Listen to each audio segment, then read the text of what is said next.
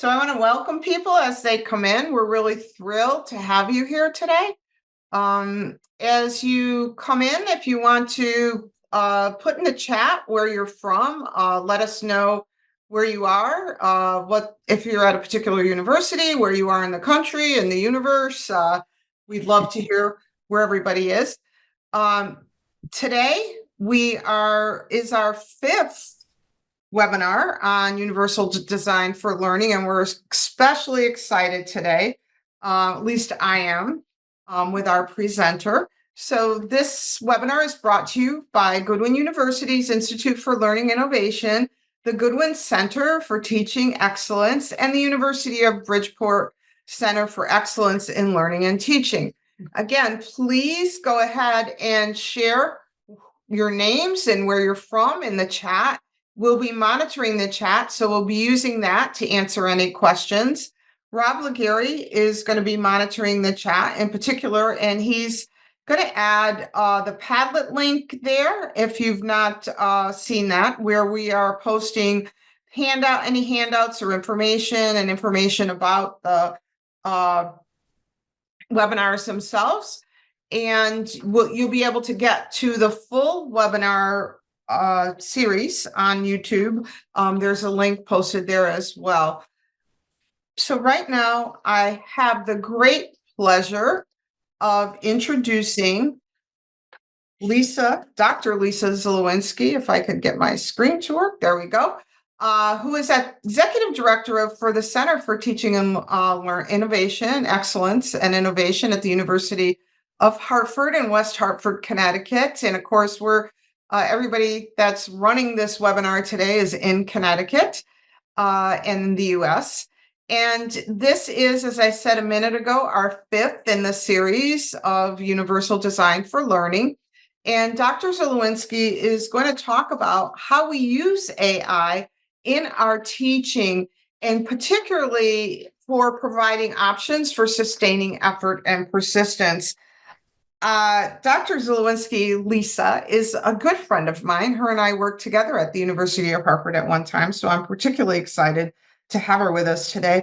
Her research and teaching passions have always been in technologies and how they can support all learners. She's also incredibly well-versed, and one of the areas of expertise that she has is reading in particular.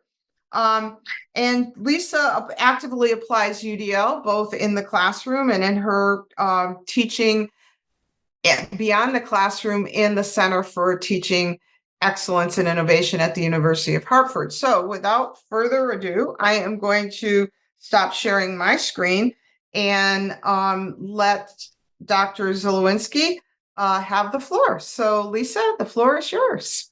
Thank you so much for that wonderful welcome, Diana. Welcome, everyone. It's so nice that you're here. As Diana said, we've worked together for a long time, and I've missed the collaboration since she's gone. But universal design has always been, and technology have always been things that she and I have seen eye to eye on. And so it was a pleasure to be considered for a presentation today. Before all of you had the opportunity to join, Diana and I and Rob and Karen, we were all talking about AI. And, you know, whether or not you've tapped into it, we'll talk more about it. And I'm hoping that in the next hour, you will see the ways that I've been exploring, and specifically in terms of engagement. When we talk about multiple means of engagement, you know, we talk about sustaining effort and persistence as one of is it the checkpoint? I always get confused. Guidelines, checkpoints. Sustaining effort and persistence. When you're talking engagement, if we're focusing on UDL in a true way, engagement, it comes first for me. And maybe not for everyone, but for me it does. And so this particular guideline and this particular checkpoint are really important to me, and I'm developing them across time. And I'll explain to you why I've been avoiding some of these as we go on further. So today we'll review that sustaining effort and persistence area. we'll explore some of the practical examples that I have actually used AI with. And we'll use AI together to assist in drafting something relevant to you. So as we go on, eventually you're going to have a couple polls that I'm going to ask you to think about, a self-reflection that you don't have to post anywhere, just to stop and think. And also, I'm going to ask you to open a browser window and choose one of the AI tools and try and apply it in a way that I'm sharing examples of. So that's essentially what I hope to accomplish with you in the next hour. So some of these slides are going to be really text dense, and that is not good presentation style. But I want to get it out there that, in order for us to achieve these outcomes, I want us to be aware that we are all aware that AI outputs, they include hallucination, bias, stereotypes. We have to be careful if we're using them for ourselves and with our students. So I'm putting that out there. I know this. There are benefits and challenges to using it in teaching and learning. People worry about plagiarism. We worry about our students being too connected to technology and not learning the basic skills, relying too much on AI. And we know that AI raises important ethical considerations. But today, this hour isn't going to be about debating the pros and cons. We could spend hours doing that. And that I've done, and I've learned a great deal from those conversations. But today, I hope that we can just focus on the ways that I have used AI, and maybe you can share some of the ways you've used it to overcome the time barrier and to overcome the isolation and loneliness of designing a course at a college level by myself. So that, in a nutshell, is where we are. So before we get too into it, I would love to know more about your current use of generative AI in your course design or revision process. So if you have a phone, you can take a picture of the QR code. It will give you a little link to tap on to get to Menti. Or you can go to menti.com and type in the code 545-65417. And it will give you this particular screen in a nice visual that you can enlarge or shrink depending on what your preference is. So I'm seeing some people, oh, look at this. Many of you are using AI to support course design. Oh, that's phenomenal. And some of you are not familiar with the tools. I'm glad you're here too. We can give you a little demo of how these things look, and you can explore safely with us as we move forward. So I'm going to give you another couple minutes. There are 38 people who've responded out of 79, half of us. If you're having any difficulties getting in, please let us know in the chat. I think we can help you, but I'll give you another minute or so. Yeah, so people haven't used it for course design, but they have used it for other things. That's exactly where I began not too long ago. I was testing it out for crazy things, trying to learn more about spinning yarn and finding resources on camping sites and things like that. So I started definitely playing with it personally before I started applying it professionally. So yeah, so another 30 seconds.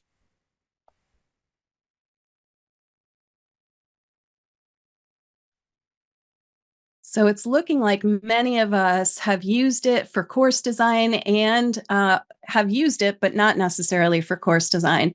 So great. I'm glad to see that many of us actually, see some value in it. And probably a silly question or a silly statement because you're here. So obviously you wanted to see what this was about. So so thank you for sharing that. It's going to help us as we move forward to think through some of the ideas that I'm going to share. So I'm making an assumption here that this is not your first webinar or your first introduction to universal design for learning. Maybe that's not a fair assumption, but in general, the reason that I am a UDL person is because I recognize, and I have always recognized in all my teaching endeavors, that Learners are variable. The brain is variable. I have made so many assumptions in my past teaching, and I still make mistakes today. I make so many assumptions about my students and their background, and I started teaching the way that I like to learn. And over time, I started to realize, yeah, something's not right. It doesn't suit everyone. And so learner variability became very important early on in my career.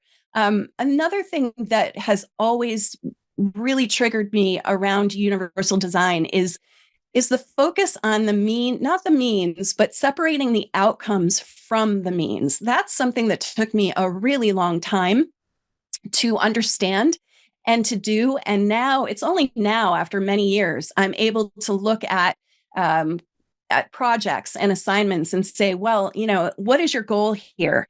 And let's separate the writing piece from the goal, unless the writing is the goal. So Diana actually was one of the people who repeated that to me over and over and over. And through that repetition and through practice, this is one of the things that universal design really sticks out in my mind around separating those outcomes from the means. And then finally, the learner agency piece. Okay. I have always wanted to put learning in the hands of my students, give them more responsibility, give them more choice. So universal design as a set of principles really works for me. And I'm hoping you're here because it works for you as well. So those familiar with universal design principles and the guidelines, this will look very familiar to you. These are the 3 principles, and these are the guidelines. And the one we're going to focus on today, as Diana mentioned at the beginning, is sustaining effort and persistence. And I will be honest with you, this particular guideline posed the greatest challenge for me, not because I didn't agree with it, but because it took a lot of time to do this right. And I never seemed to have all the time I needed to do it well. So enter AI. And AI for me has really helped me zoom in on this particular guideline. And I'm going to show you how. So there are a number of checkpoints associated with this particular guideline. And the 2 that I am zooming in on for us today is heightening the salience of goals and objectives and increasing mastery-oriented feedback. Now, I'll be honest, I understood what both of these meant, but I wasn't sure how to enact either one of them in a way that was efficient and realistic in the 4 courses I teach, or the 3 courses. So across time, I was trying to chip away at these things, but finally AI enters, and now I have a friend who can actually help me to do this more efficiently. So let's get into a little bit about the salience of goals and objectives. For those of you that do this well, what I'm imagining is that you you are able to make it clear to your students what the goals of the course are, how the assignments connect directly to those goals, and even more important, why it's relevant, why this assignment is relevant, why this goal is relevant, why this course is relevant. And the more relatable and relevant we can help our students understand that our work is, the more motivated and engaged they will be, the more they will persist. And so this for me became really important. Now, I have a syllabus and I have my course learning outcomes on there. I bet we all do, right? And I felt like, okay, it's there. I go over it with my students, and then I go on and teach. And once AI came into the picture, I said to myself, what assumptions am I making? I'm making an assumption that students are actually reading the syllabus. Well, that's an interesting assumption, and we know that not all of them do. So I wanted to think about how I could frequently bring them back, okay? Bring them back to the goal, help them to feel the relevance of it. I will be transparent here. I teach in a pre-service education program. I teach elementary and early childhood students.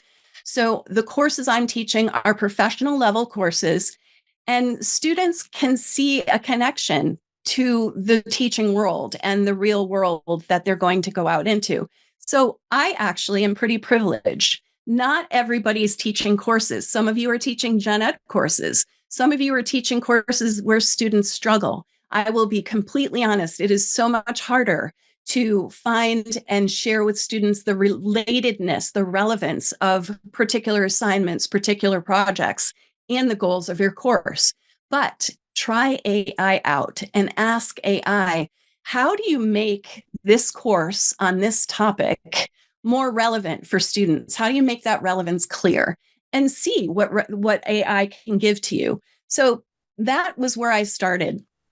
And I'm starring next to these items that down here display the goal in multiple ways, use prompts or scaffolds for visualizing desired outcomes, and engage learners in assessment discussions. These 3 stars are where AI has helped me the most, and I'm going to share with you an example or two. Now, bear with this busy slide. I will walk you through what I want you to pay attention to. On the left, you see week 1, week 2, week 4, or week 2, 3, 4. Yes, math is not my strength, clearly, nor is reading at this point. This is it's a set of modules that appear in one of my Blackboard courses.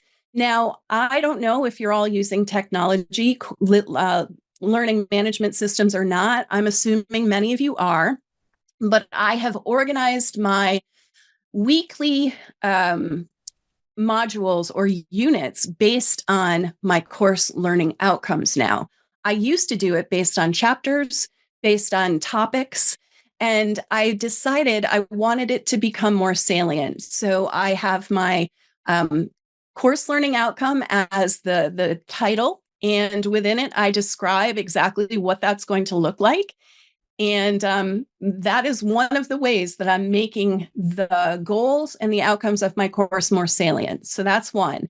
And AI actually helped me to do this. Within Blackboard, we have an AI tool that will help you. If you put in your course learning outcomes, it will make these the titles of your week, and then you can edit them. Similarly, these little AI generated images, was also a click of a button. Now, they weren't perfect, and, they don't necessarily depict exactly what I want, but they're better than not having them, and they are close. So, this is one of the ways that I have thrown learning outcomes into my students explicitly in their faces. Whether they read this or not, I don't know, but we'll talk more about what I do to try and ensure they focus on it. Now, this big image, this is an assignment. This is my final assignment for a course I teach on assistive technology. 2 things I would like you to notice. First, the way that I've organized my assignment, the purpose of this assignment is a STEM that starts every assignment that is given to students. The steps 1, 2, 3, 4. This is also a way that, every assignment, purpose, steps, options for demonstrating understanding. And what you don't see here because it's not down below is how I'm going to grade you. So those elements are right up front for my students. And I have them understand that, this particular assignment comes from this module, and this is how you're going to demonstrate this understanding.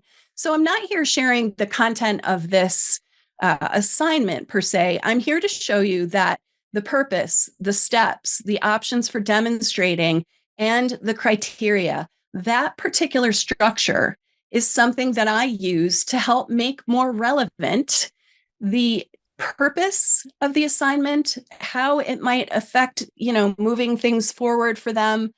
This is kind of a vague description, something I'll probably change moving on, but I use AI to restructure my assignments.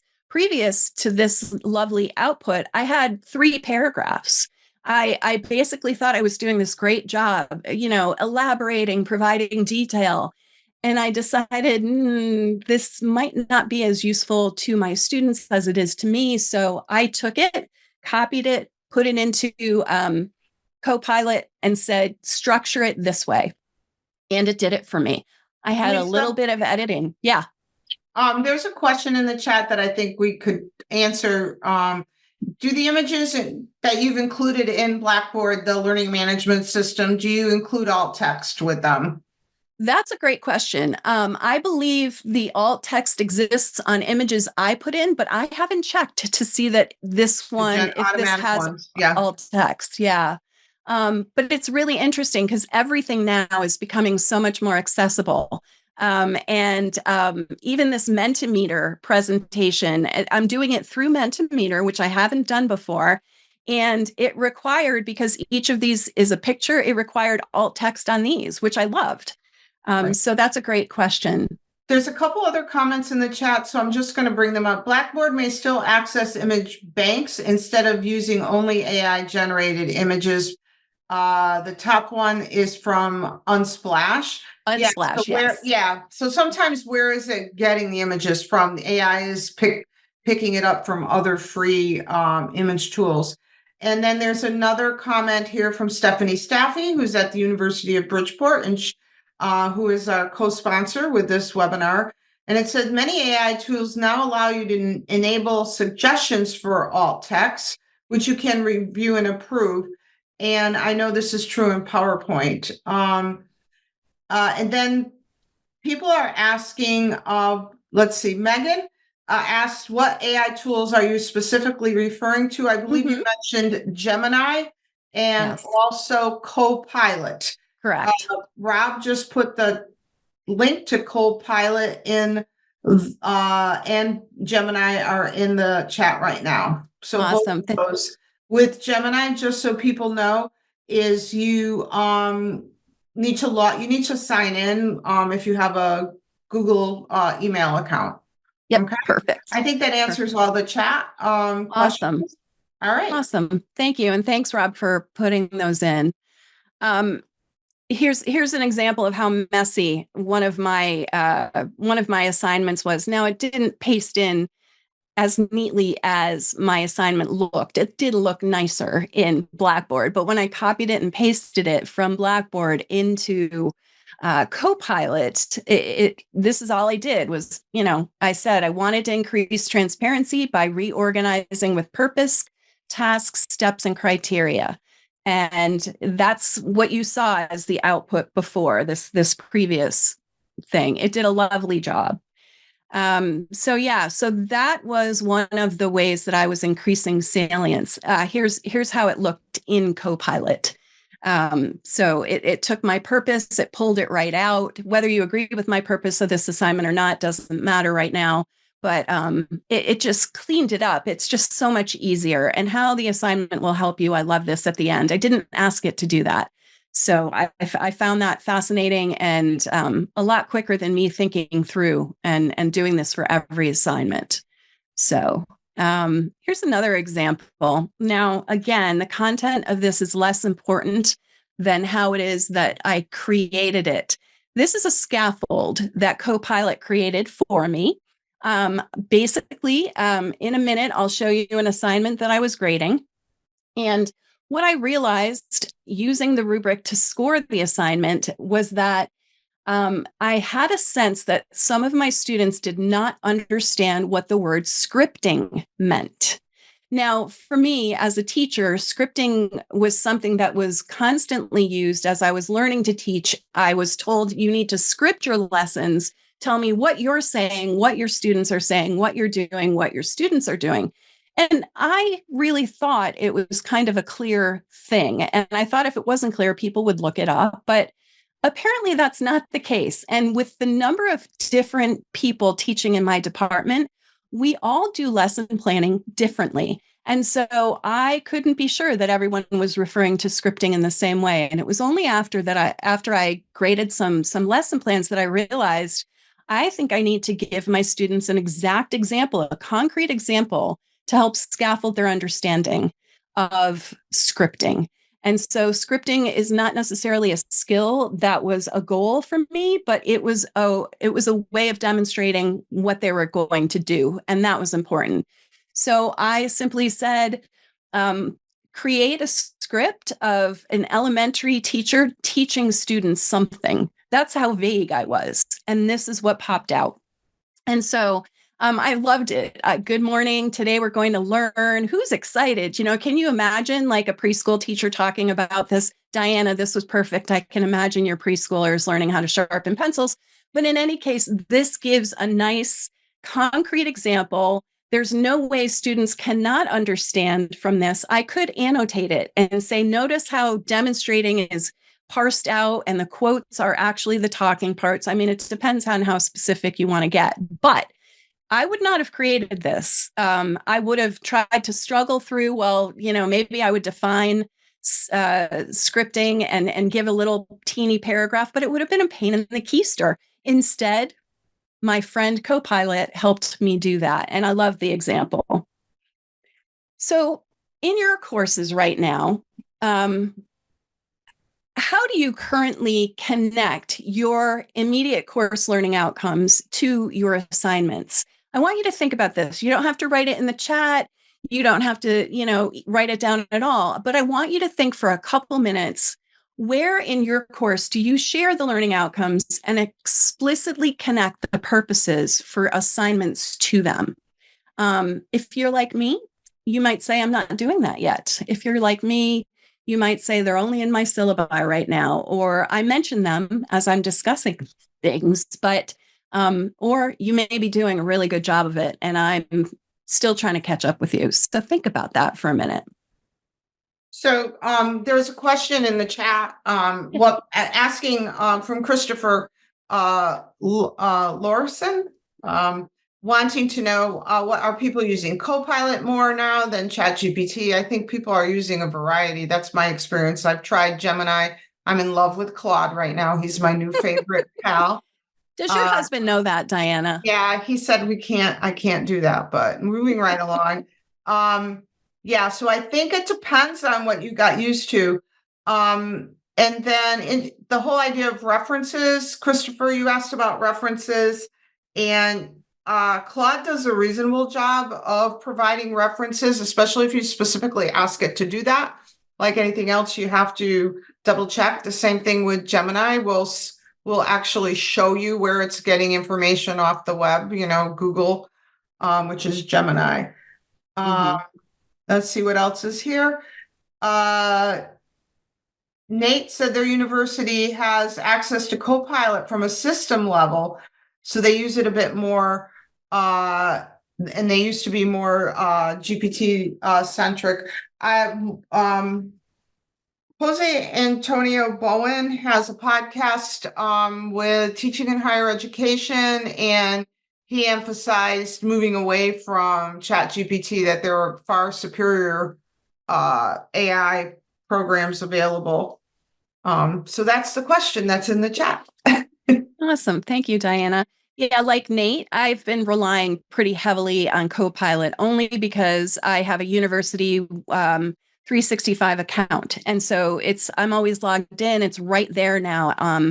As I've started to use Edge as well, but Edge, the browser has problems with Blackboard. So I'm going back and forth. And I mentioned to Diana, I have not yet tried Claude. So that's going to be up next. One of the interesting things that I have done is I've typed the same prompt into ChatGPT and into Copilot, and they give different results, and they're interesting. I see a colleague of mine is here, Sheetal Sood, and Sheetal Sood and I have been exploring AI together. She's in the process of trying to use ChatGPT to create her own custom GPT, and I'm trying it on Copilot now, and we're finding similarities and differences and struggles with both, but that's for another webinar. So, yeah. Okay, so increasing mastery-oriented feedback. I'm hoping that you're imagining that I'm going to be talking about the AI's ability to help you create rubrics. And if you haven't tried this yet, I think out of all the time saving, this and the restructuring of purpose, task, steps, and criteria of assignments, these two things have been the biggest time saver. And so within this particular checkpoint, I'm going to talk about and show you a rubric that was created. Now, again, I've created rubrics in two different places. This rubric I created outside of Blackboard, but if you're a Blackboard user, you can see that it was a copy from Blackboard. I did use Copilot to create this. And as you probably know, and I'm not sure, are there any Canvas users here that is AI being built into Canvas as well? Okay. All right, great. So it seems to be a trend. So there are multiple tools that can help you do this, but I took a course assignment, I popped it into Copilot, just copy and paste, and I asked it to create a rubric with 4 levels of performance and focusing on these particular areas. And it popped something out that was not bad. It was a great start. It required revision. And actually, any rubric that I've created is never perfect. I think it looks great, and then I grade, and there's a problem. Oh, this is not clear. So it's always iterative. I'm always revising it. It's always changing based on students surprising me and making it harder for me to grade. So, but the problem for me has always been that original creation. Like, where do I start? What is the language that's going to make benchmark and developing different, developing and needs improvement different? We know rubrics and good rubrics take a lot of time, but Copilot has consistently allowed me to create rubrics now that my students have in advance, so they get the connection between the goals of the assignment. Here's how you're going to be scored. Look down that benchmark column. This is what you need to include to be successful. It is no longer a secret. And not that it ever was a secret, but I didn't have the time to create a rubric for every assignment. It was just so painstakingly long to do it. And so I have really benefited, and I think my students are benefiting from it.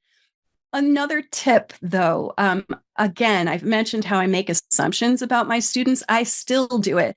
I stop.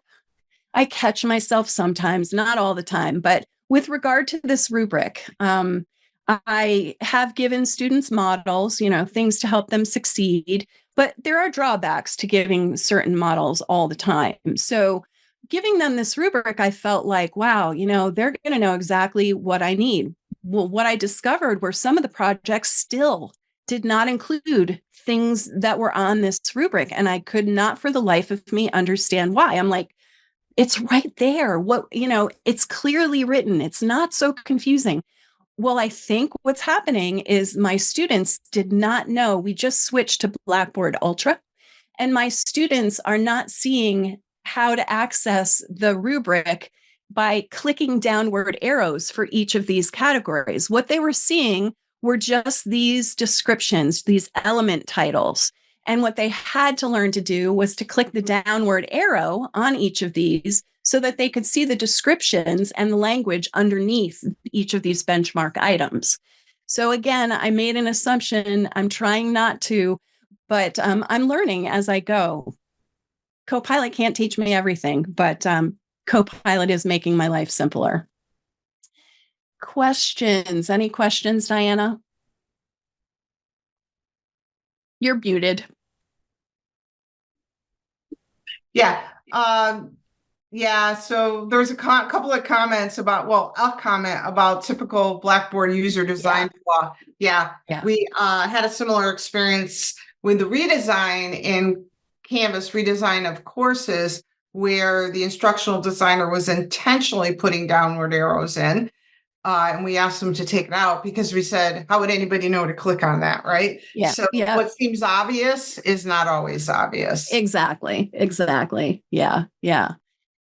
So I've talked a lot, shared a lot of real text-heavy examples, but essentially for sustaining persistence within that engagement principle, I shared with you how I align course outcomes with the modules, how I try to link the purpose of each assignment now with relevance to the students, and I'm still working on that. I have a lot to revise.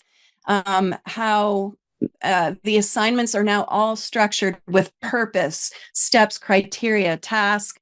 All of those things support student engagement. They help make transparency clear. Like, we're not assuming all the time anymore in my course, or me. And I'm learning to use AI to reduce those barriers.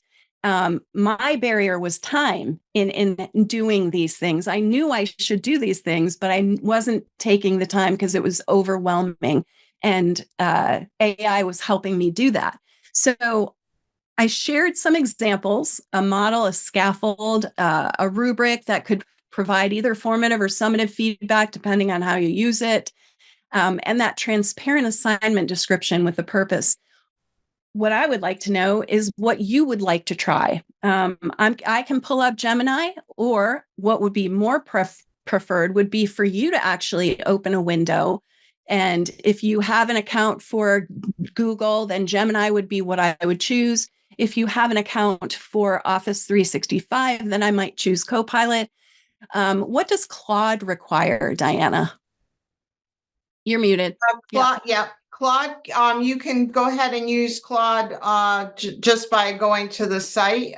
Let me just pop the site, the link in the chat. You don't have to sign in. So, perfect. It would be interesting if somebody is willing, if they would put in the chat, and then Christopher notes you don't need to sign in for ChatGPT now. Yeah. Wow. But this is the one for Claude, which I think would be interesting. I would love it if I might pose this, Lisa, because you and I have presented together so many times. Absolutely. Yeah, if there's somebody if they want to put in the chat something, okay, Claude is insisting on an email or Google. Thank you, Nate. I guess I was signed in. I happen to have an account, so I must have been signed in. So if anybody wants to post something in the chat, we can do this live. We can put it in absolutely. the chat. So we would love that. Or if you don't want to type, if you Carrie, they can unmute, right? Unmute your mic and how about this? Shout out. I love it. Yeah, shout out. If you would like us to try something, we would love to do that with you. If anybody has something that they haven't tried or they're curious about. If not, perhaps, let's see, what's Christopher's putting in Perplexity, ChatGPT. He added, there's also, the Nate mentioned, there's also a Meta AI. I've heard of Poe.com as well. I have not tried it. Yeah. Oh, I didn't realize it was grounded in UDL guidelines. Nice. Okay, yeah, that's a really good one. Thank you, Stephanie. Anybody have something they would like us to try live if you're not trying these on your own? We would be happy to do that. Okay. Chris says Ludia was misquoting checkpoint. Yeah, and then everybody I hope is aware that there is an update 3.0 coming for UDL. And okay, we have no volunteers that I see. So I'm going to call on some of my colleagues. Stephanie, do you or Vita? I'm looking at people I know. Hi, Cheryl. Let's see that if anybody has something that they could throw in the chat. I know, Ellen, you're always working on, so I'm calling on people I know if they want to throw an idea in the chat that we'll demonstrate live. Here we go. Create a rubric for a reflection paper. Oh, what a great idea. Okay, so create a rubric for a reflection paper. Yes, it will do that. I know it will because I've done it. So all I did was type it in exactly as was described. And so now the reflection paper rubric, it shows 1, 2, 3, 4 performance levels. It shows 1, 2, 3, 4 elements. But I don't like how this is organized. So I'm going to tell it reorganize performance levels, performance levels in columns and topics in rows. See what happens. Oh, I love it. Create a rubric for evaluating AI tools. We're going to do that in a second too. Yeah. So you have to be specific about how you want things organized if you haven't used this before. If I wanted, I could ask it to change the headers to performance levels. I could change points to percentages. So, yeah. So this was great. Now, one of the other things I would suggest, a reflection paper for who?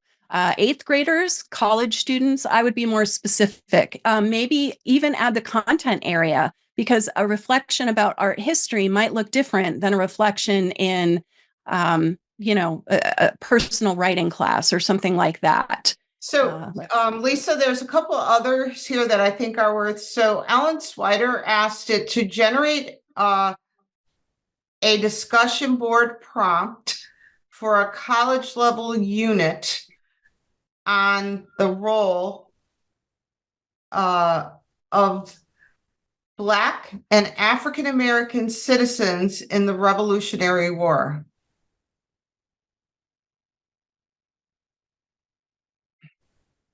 And you probably want to say for college students, right?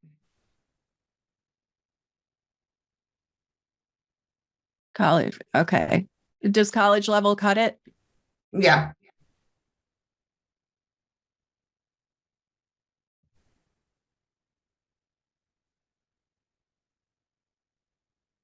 Oh, wow. Wow. There's a lot of promise there. There is a lot of promise there. Yeah. So another question was from Sarah Silverman. So I'm just grabbing these as I can. People, I love it. Yeah. Yeah. Do you think this could do something like create a template? Oh, yeah. We need the course module for an overview page for an asynchronous module. Absolutely, Sarah. Oh, absolutely. Yeah. Yep. So you just need to put in the material and it'll do it. There was another one. So create a rubric for evaluating AI tools. Now, one thing I don't know, do I have to click something here to start over in Gemini, or is it just going to start over? You're good. Okay.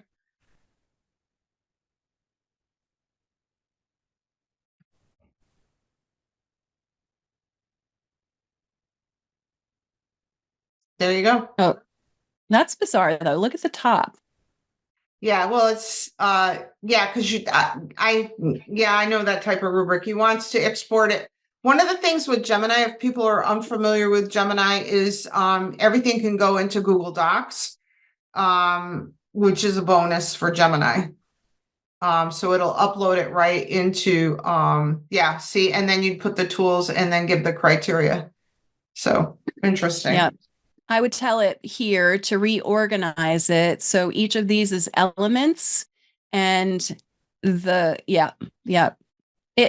see, this is something I wouldn't have considered, right? Like, think about how quick you can ask it to reorganize versus coming up with all of this on your own from your own assignments. It's really helpful. And now I'm so glad I'm presenting here today, because in the chat, I have like 4 other tools now that I can explore. So these webinars are phenomenal for sharing ideas. What other ways are you using it to help student engagement? And again, like Diana said, you feel free to unmute.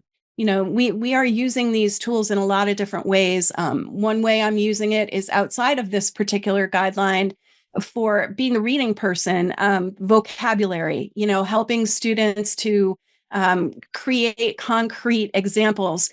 Again, I'm going to call on Sheetal, call her out in this group. She's my plant. I asked her to be here so I could call on her. She and I are working with some grad students, and this was her clever idea. We want student voices to be included as part of our universal design work together. And so often we make assumptions about what students need and what students use. And so we've started with a few grad students, and they joined us for a couple days to talk about universal design. And they were sharing with us the ways that they are using AI tools. Their instructors are not teaching them how to use these tools. They are figuring it out themselves. And one of them gave a really, really important example. She was having a difficult time in one of her management courses understanding a particular concept. So how she personalized her learning was, she took some text where that concept was defined. She popped it into Chat GPT and she said, please explain this to a 5-year-old and give me some concrete examples. And it did a wonderful job for her. And she kept talking about the Spider-Man example. I mean, she didn't explain the example well enough for us, but the fact that our students are able to use this to personalize, I would be teaching my students, well, if there's some vocabulary you're not sure of, like Diana, back to early childhood, phonemic awareness, right? Talking about phonemic awareness and the stages, that's an important part of students learning to read. This could be a tool where we teach them how to personalize, how to get them to talk to Gemini or Claude, back and forth, to use this as a tutor. So those are some of the things. Yeah. So there's a couple things in the chat that I want to draw attention to. And to your point, before I do that, one of the science faculty is on here, Vita. She and I worked with a student, or I worked with a student who is having issues, and taught the student to use AI to create questions, to study questions. And the student was so astute. She was like, well, that's not a good enough question. Let me ask it in a different way. Yeah, so it worked very well. So here in the chat, Christopher said he's now asking Copilot to generate an idea for 3 other ways that a reflective paper in which students can express their reflection on UDL with the guidelines in mind. Nice. And then Megan Cooper mentioned, I use AI to create graphics and charts in my asynchronous courses. It makes them more colorful and engaging than I would. That's for sure. Wow. Save time. What do you use the save time for? Sarah Silverman says, Sarah, you made me giggle. Maybe to go to the gym or to go for a walk. So I recognize this is a pretty broad philosophical question, but can you answer just for yourself? You mentioned a lot of the ways that AI can save us time. What do you use to save time for? Has that helped of your AI friend and inspired you to use your time differently in teaching? For sure. Yeah. I think one of the ways that I'm using that extra time is providing feedback earlier, and not being so resentful about all the time the feedback takes. So honestly, to design good courses, to design good tools, all of that takes a whole lot of time. And I want to do it well, and I want to do it to the best of my ability so my students succeed. But I feel like the feedback matters. And I know, some students aren't paying as close attention to feedback, but the students that I've been working with, they do care about the feedback. And so I'm spending more time being thoughtful about that and less time creating the actual rubrics. I don't know if that helps. And then personally, I'm teaching myself how to spin yarn. So I have a little more time for that too. But yeah. So there's another question. So Jennifer is asking Megan about which AI tool she's using to generate those graphics. So Megan, if, here we'd love to know which tool specifically you're using. Yeah. Other questions, other things that people want to explore. This is very great amount of sharing here. Yeah, this is helpful. Yeah. And then just the sharing of the different tools is fantastic. What a community. Yeah. So does anybody have a suggestion for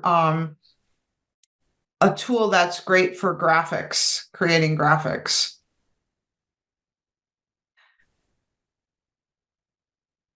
Yeah, I'm struggling with the graphics part. I've tried it in a couple different ways. I have Adobe not succeeded. Okay, Adobe Firefly is one. Yeah, I've heard of that. Midjourney. I've heard of Midjourney. Yep. Okay. And April says generate an anchor chart for figurative language. She uses Megan uses Chat GPT in the image generator. Whoops. Dolly. Yeah, Dolly. Yeah. Okay, Copilot apparently uses the most recent version of Dolly.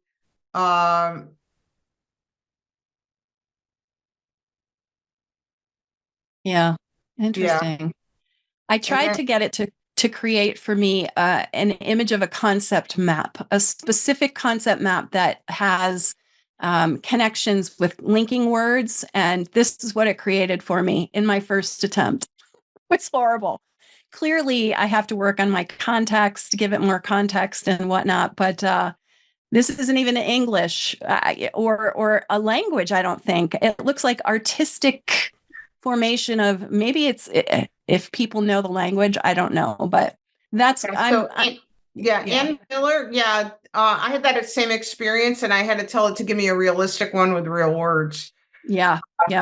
So here, Ann Miller shared Adobe Photoshop for photo editing, GIMP, a free course, Phototopia,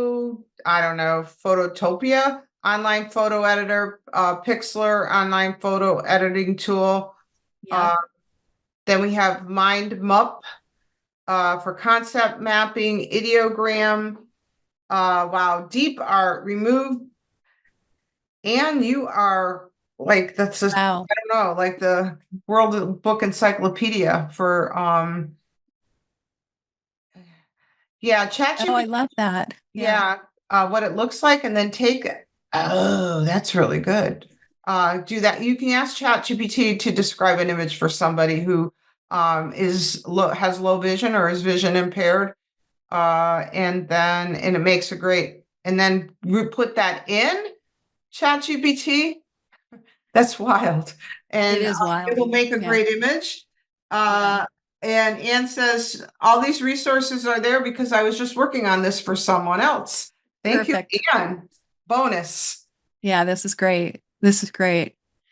Yeah. So before we wrap up, if you have any questions, great. Don't hesitate to unmute or post in the chat. But I'd also like to know, before you leave, what is your next step to help students sustain effort and persistence in your courses? Whether you're using AI or not, just, the examples we shared, how AI might help you. I'm curious to know what your next step might be. Yeah.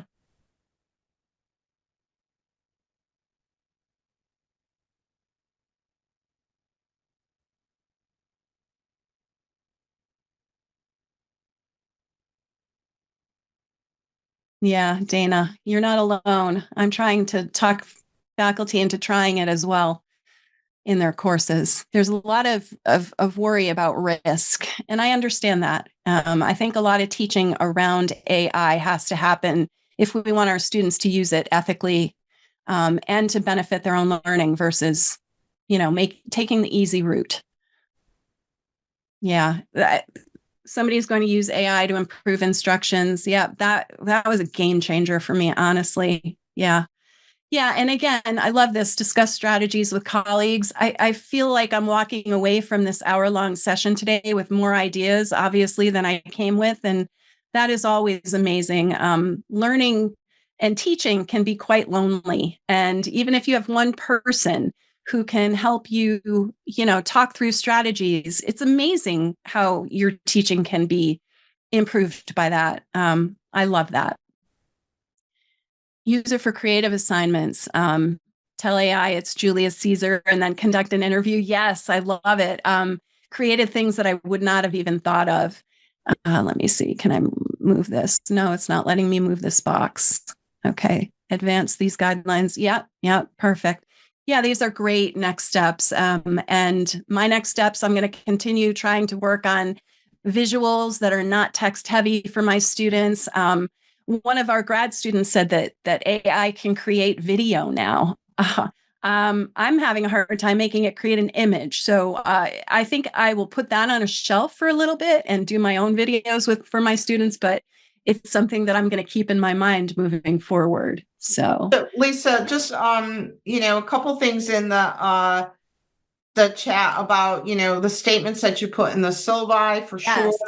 About fair, responsible use is one of the books for people that want to go further is the American Association for Colleges and Universities put out a book, Teaching with AI, a practical guide to a new era of human learning. The book is wonderful if you're just starting out.